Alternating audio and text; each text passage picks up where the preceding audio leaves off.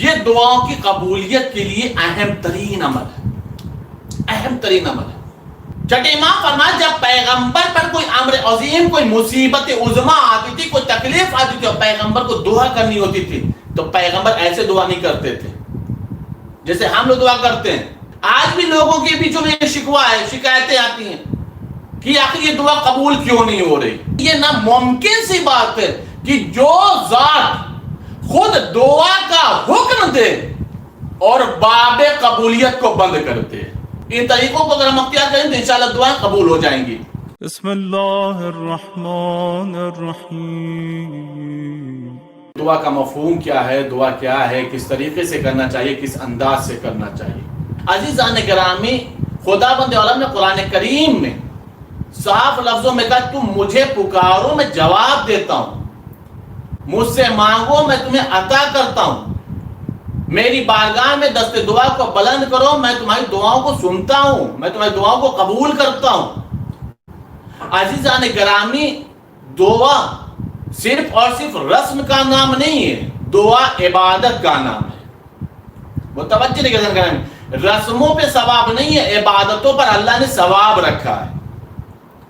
رسموں پر اجر نہیں ہے لیکن عبادتوں پر اللہ نے اجر رکھا ہے۔ رسموں پر خداوند عالم نے صلہ نہیں رکھا ہے، جزا نہیں رکھی، لیکن عبادتوں پر اللہ نے جزا رکھی ہے۔ متوجہ رہے گا گرامی، روایت کے جملے ہیں، معصوم فرماتے یہ ہیں کہ دو لوگ دنیا میں ایک ہی جیسے عمل کر رہے تھے، دو انسان ایک ہی جیسے ایک ہی وقت میں عمل کر رہے تھے، لیکن جب خداوند عالم جنت عطا فرمائے گا تو دونوں یہی سمجھیں گے کہ دونوں کا جنت میں ایک ہی مقام ہوگا۔ ظاہر سی بات ہے، دنیا میں ایک ہی عمل کیا ہے، ایک ہی جیسا عمل کیا ہے، ایک ہی وقت میں عمل کیا ہے، ایک ہی طریقے سے عمل انجام دیا ہے، تو دونوں کا جنت میں مقام تو ایک ہی ہونا چاہیے، ایک ہی درجہ ہونا چاہیے۔ لیکن معصوم فرما رہے ہیں کہ جب دونوں کو خداوند عالم داخل بہشت کرے گا، جب داخل جنت کرے گا تو ایک کا مقام بلند ہوگا، ایک کا مقام اس سے کمتر ہوگا۔ ہیں دونوں جنت میں، لیکن ایک جنت میں بلند و بالا مقام پر ہوگا اور ایک اس سے کمتر مقام پر، اس سے چھوٹے مقام پر ہوگا۔ اس کی عظمت زیادہ ہوگی، اس کی عظمت کم ہوگی۔ دونوں سوال کریں گے، میرے معبود، دعا کی عظمت سمجھی گا گرامی، میرے معبود یہ بتا جب ہم دونوں نے ایک ہی جیسا عمل کیا ہے، ایک ہی طریقے سے عمل انجام دیے ہیں، ایک ہی وقت میں عمل انجام دیتے تھے میرے معبود، تو پھر میرے معبود یہ بتا دونوں کے مقام و منزلت میں فرق کیوں آ گیا؟ دونوں کا جنت میں مقام و منزلت تو ایک ہونا چاہیے۔ آواز قدرت آئے گی، تمہیں پتہ نہیں ہے، عمل تم دونوں ایک جیسا کرتے تھے لیکن یہ عمل کے بعد اس مقام کے لیے دعا کرتا تھا، اس مقام و منزلت کے لیے دعا کرتا تھا۔ مطلب کیا ہوا؟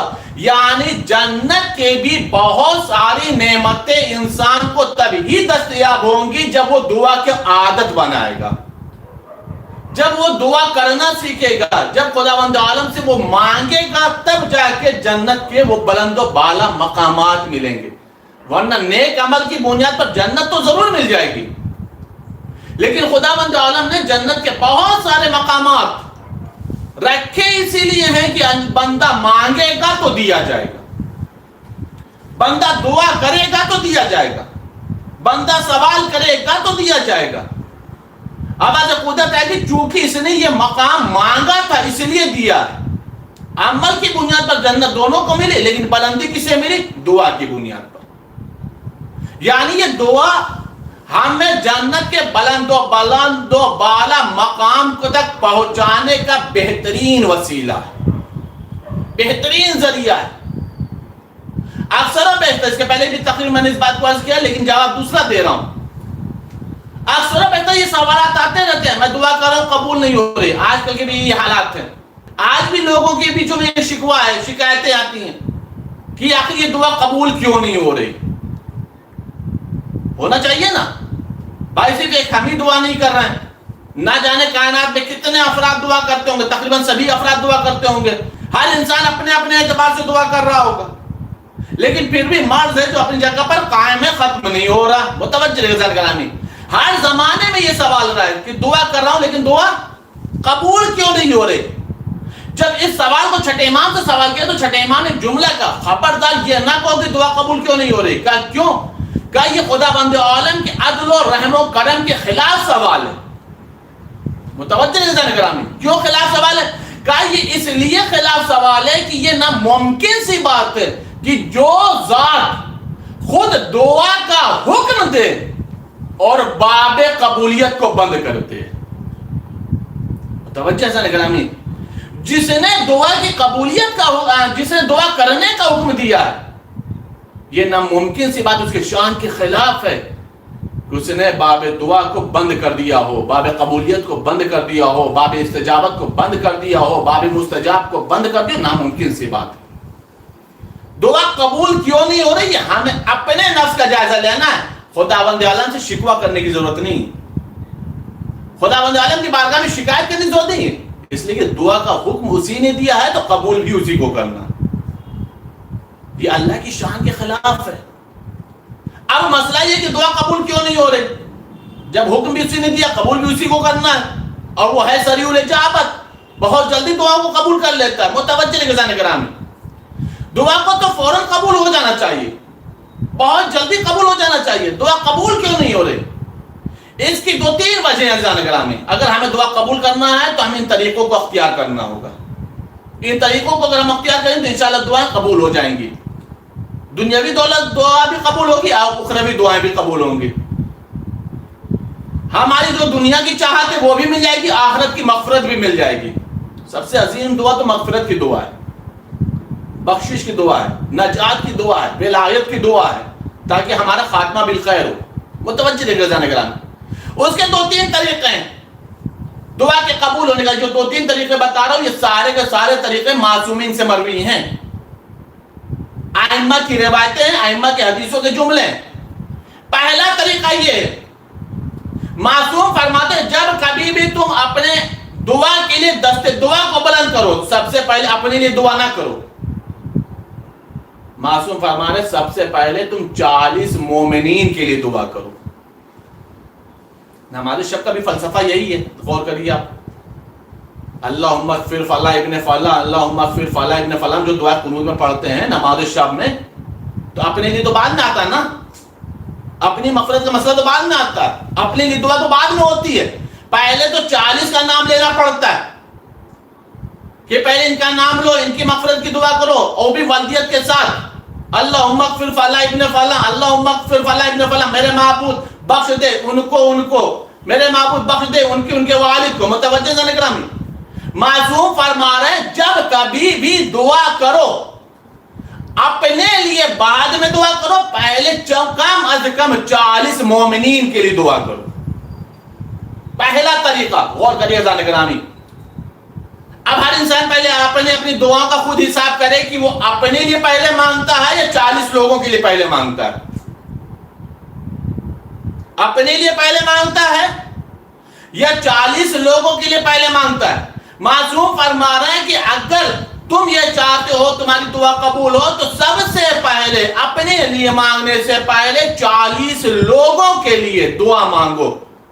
جب تم 40 افراد 40 مومنین کے لیے دعا مانگو گے تو خداوند عالم اس کی بھی دعا قبول کرے گا، تمہاری بھی دعا کو قبول کرے گا.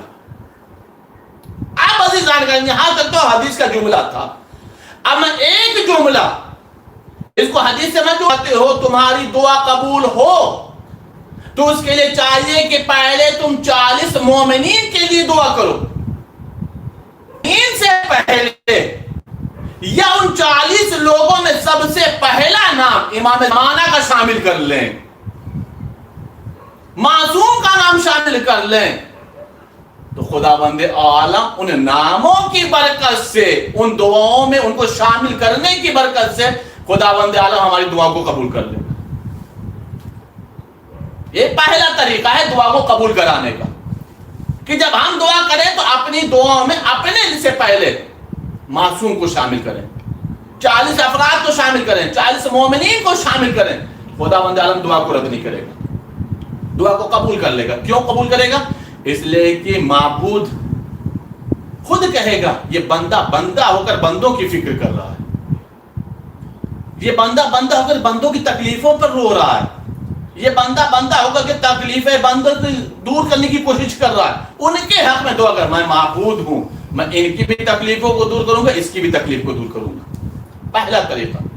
دوسرا طریقہ، یہ بھی معصوم کی روایت کے جملہ اذان گرامی محسوس کریے گا، میں نے اس کے پہلے تقریر عرض کیا تھا کہ اس ٹاپک پہ گفتگو بہت ہوئی ہے، لیکن جس نہج سے میں گفتگو کر رہا ہوں شاید بہت کم ہوئی ہے۔ معصوم فرما رہے دوسرا طریقہ دعا کی قبولیت کا یہ ہے کہ پیغمبر اکرم حضرت محمد مصطفیٰ صلی اللہ علیہ وآلہ وسلم، اللہم صلی علی محمد وآلہ محمد، پیغمبر، اب سوچنے والی بات ہے، پیغمبر خاتم النبی نے، سید المرسلین نے، رحمت للعالمین ہیں، ان کا یہ عمل اپنے لیے نہیں، ہمیں سمجھانے کے لیے، سکھانے کے لیے۔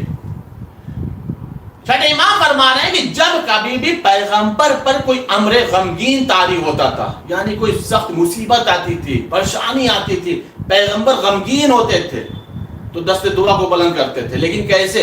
ویسے جیسے ہم لوگ کرتے ہیں۔ دیکھیے یہ طریقہ شاید ابھی ہمارے یہاں عمل میں بھی نہیں آیا، جو میں بتا رہا ہوں شاید نہیں آیا، اگر آیا ہوگا تو کچھ لوگ کہیں پر کہیں آیا ہوگا، بہت ہی شاذ و نادر، بہت ہی کم۔ چھٹے امام فرمایا جب پیغمبر پر کوئی امر عظیم، کوئی مصیبت عظما آتی تھی، کوئی تکلیف آتی تھی اور پیغمبر کو دعا کرنی ہوتی تھی تو پیغمبر ایسے دعا نہیں کرتے تھے جیسے ہم لوگ دعا کرتے ہیں۔ کیا کرتے تھے پیغمبر اپنے گھر کی خواتین کو جمع کرتے تھے، اپنے گھر کے بچوں کو جمع کرتے تھے، اور اس کے بعد پیغمبر حکم دیتے تھے میں دعا کر رہا ہوں تم لوگ آمین کہو۔ متوجہ ہے، طریقہ سمجھ میں آیا دعا کی قبولیت کے لیے؟ پیغمبر اپنے گھر کی خواتین کو، اپنے گھر کی عورتوں کو جمع کرتے تھے، چھوٹے چھوٹے بچوں کو بلاتے تھے، اور بچوں کو بلانے کے بعد کہتے تھے میں دعا کر رہا ہوں تم لوگ آمین کہو۔ مطلب سمجھ میں آیا؟ اگر چھوٹے بچے اپنے سرپرست کی، اپنے گھر کے ذمہ داروں کی دعاؤں کے قبولیت میں آمین کہہ دیتے ہیں تو چونکہ بچوں سے کوئی گناہ نہیں ہوا ہوتا، زبانیں پاکیزہ ہوتی ہیں، اس لیے خداوند تعالی ان بچوں کی آمین کے طفیل میں دعا کو قبول کر لیتا۔ ان بچوں کے آمین کہنے کے صلہ میں کہ یہ بچے چھوٹے چھوٹے ہیں، ان بچوں نے آمین کہا ہے قبولیت کے لیے، خداوند عالم ان بچوں کے طفیل میں، ان بچوں کے آمین کہنے کے صدقے میں دعا کو قبول کر لیتا ہے۔ اب آپ یہ بتائیں یہ طریقہ کتنا گھروں میں عمل میں آیا، کتنا رائج ہوا ہے؟ یہ سیرت پیغمبر ہے، یہ دستور پیغمبر ہے۔ اگر دعا کو قبول کرانا ہے تو اکیلے دعا نہ کرو، اہم ترین دعاؤں میں اپنے بچوں کو شریک کرو، بچوں سے کہو آمین کہیں۔ یہ دعاؤں کی قبولیت کے لیے اہم ترین عمل ہے، اہم ترین عمل ہے۔ تیسری چیز، پہلا طریقہ کیا ہوا؟ 40 مومنین کے حق میں دعا کی جائے۔ دوسرا طریقہ کیا ہوا کہ ہم آمین کے لیے بچوں سے کہیں، خود دعا کریں، بچوں سے آمین کہلوائیں، گھر کی خواتین سے آمین کہلوائیں۔ اور تیسرا طریقہ معصوم بیان فرما رہے، متوجہ رہے گا ذرا گرامی، تیسرا طریقہ معصوم بیان فرما رہے، اور یہ بھی چیز بہت ہی زیادہ اہم ہے، اور اس پہ بہت ہی زیادہ لاپرواہی ہو جاتی ہے، بہت ہی زیادہ لاپرواہی ہوتی ہے۔ کون سا طریقہ ہے؟ معصوم فرما رہے خداوند اعلیٰ نے جناب داؤد پیغمبر پر وحی نازل کی، اپنے دستور حیات کو دیکھیں گے، اپنی زندگی گزارنے کے دستور کو دیکھیں گے، خود سمجھ میں آ جائے گا دعا کیوں نہیں قبول ہو رہی۔ اللہ پر شکوہ کرنے کی ضرورت نہیں، ان چیزوں کو عمل میں ڈھالنے کی ضرورت ہے، عمل میں لانے کی ضرورت ہے۔ معصوم فرما رہے ہیں، مولا فرما رہے ہیں کہ خداوند اعلیٰ نے داؤد پیغمبر پر وحی نازل کی، اے میرے پیغمبر، اے میرے نبی، اگر تم مجھے اپنی خوشی میں فراموش نہیں کرو گے تو میں تمہیں مصیبت میں یاد رکھوں گا، میں بھی تمہیں مصیبتوں میں یاد رکھوں گا۔ ہمارا دستور حیات کیا، ہماری زندگی کا دستور کیا ہے؟ جب ہمیں مصیبت پڑتی ہے تب ہمیں اللہ یاد آتا ہے، تب ہم خداوند عالم کی بارگاہ میں دست دعا کرتے ہیں، تب ہم خداوند عالم کی بارگاہ میں التجا کرتے ہیں، تب ہم خداوند عالم کی بارگاہ میں سوال کرتے ہیں خدا کیا کرے داؤد پیغمبر سے، تم مجھے اپنی خوشی کے موقع پہ بھی فراموش مت کرو۔ جب تمہارے حالات بہت اچھے ہوں، جو تم بہت خوشحال کی زندگی گزار رہے ہو، جب تمہارے پر کوئی مصیبت نہیں ہے، تو اس وقت بھی تم مجھے فراموش نہ کرنا، اس وقت بھی تم مجھے یاد رکھنا۔ اگر اس خوشحالی کے موقع پہ تم ہمیں یاد رکھو گے تو ہم تمہیں تمہاری مصیبت کے وقت یاد رکھیں گے، تب ہم تمہارے رنج و غم کے ٹائم تمہیں یاد رکھیں گے، ہم تمہیں فراموش نہیں کریں گے۔ عزیزان گرامی، اگر ہم چاہتے ہیں کہ خداوند عالم ہماری دعا کو قبول کرے تو ہم ہر آن، ہر لمحہ، ہر ساتھ، ہر وقت، ہر دن و رات میں خداوند عالم کی بارگاہ میں دعا کرتے رہیں، چاہے وہ ہماری خوشی کے مواقع ہوں، چاہے وہ ہمارے خدا نخواستہ رنج و غم اور مصیبت اور تکلیف اور پریشانی کے مواقع۔ خداوند عالم کو کبھی ہمیں فراموش نہیں کرنا چاہیے، تب خداوند عالم دعا کو قبول کرتا ہے۔ چوتھی اور ایک اہم چیز، بس یہ آخری بات تھا، اس میں جناب زینب الاولیاء مقام سلام اللہ علیہ کے اوپر آتا ہوں۔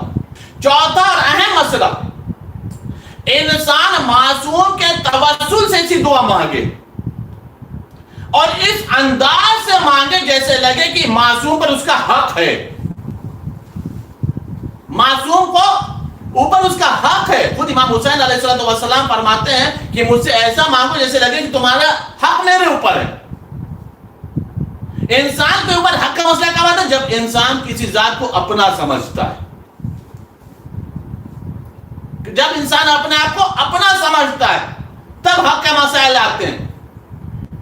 معصومین علیہ السلام سے اسی انداز سے مانگنا چاہیے، اسی طریقے سے مانگنا چاہیے۔ امام علی نقی علیہ السلام کی ایک حدیث ہے، امام علی نقی سے خود امام وقت ہیں، اپنے وقت میں اولی الامر ہیں، حجت خدا ہیں، امام برحق ہیں، جانشین پیغمبر ہیں۔